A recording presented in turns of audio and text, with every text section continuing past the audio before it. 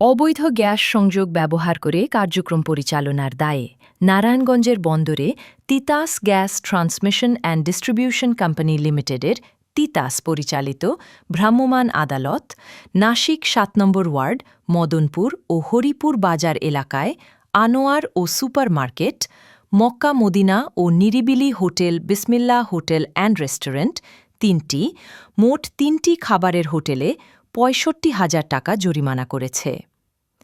এ সময় প্রতিষ্ঠান ৩টি অবৈধ গ্যাস সংযোগ বিচ্ছিন্ন করা হয় এবং মালামাল জব্দ করা হয়। গত ২২ ডিসেম্বর সোমবার সকাল ১১টার দিকে এই অভিযান চালানো হয়।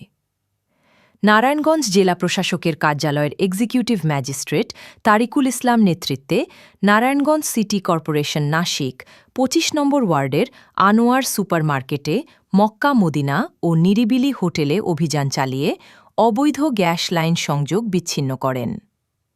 স্টার বার্নার্স একটি, মডিফাইড বার্নার চি, সিঙ্গল চুলা একটি বুস্টার একটি জব্দ করা হয়। ৪০,০০০ টাকা জরিমানা আদায় করা হয়।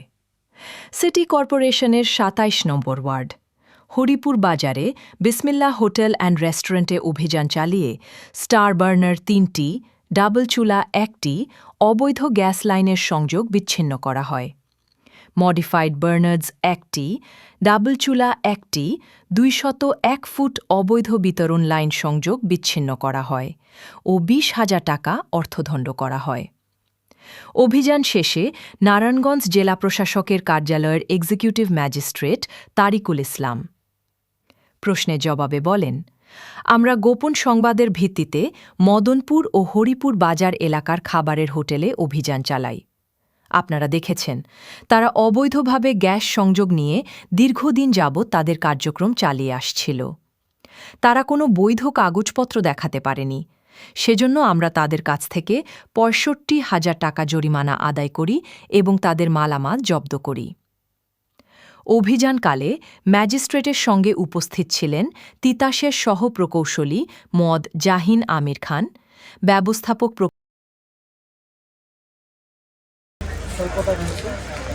বিপুল পরিমাণ অবৈধ সংযোগের ফলে যেটা হয় সেটা হচ্ছে আমাদের যারা বৈধ সংযোগ তারাই ঠিক মতো থাকে।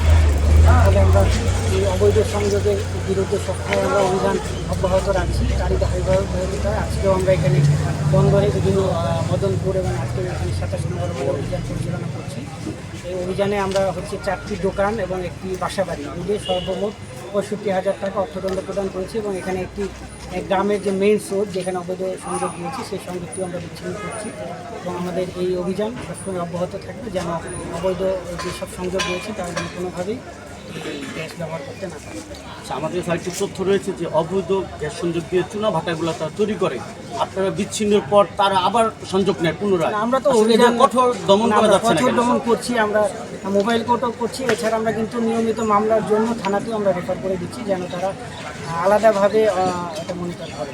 থানাতেও এটা রেফার করছি। এছাড়া মন্ত্রণালয়ের মাধ্যমেও কিন্তু মন্ত্রণালয় এটা মনিটর করছে যেন চুনা ফ্যাক্টরি বা বড় বড় যে ফ্যাক্টরিগুলো আছে যেন বারবার যেন কাটার পরেও আবার এটা কি মামলায় আওতায় আনা হয়? অবশ্যই আওতায় আনা হয়।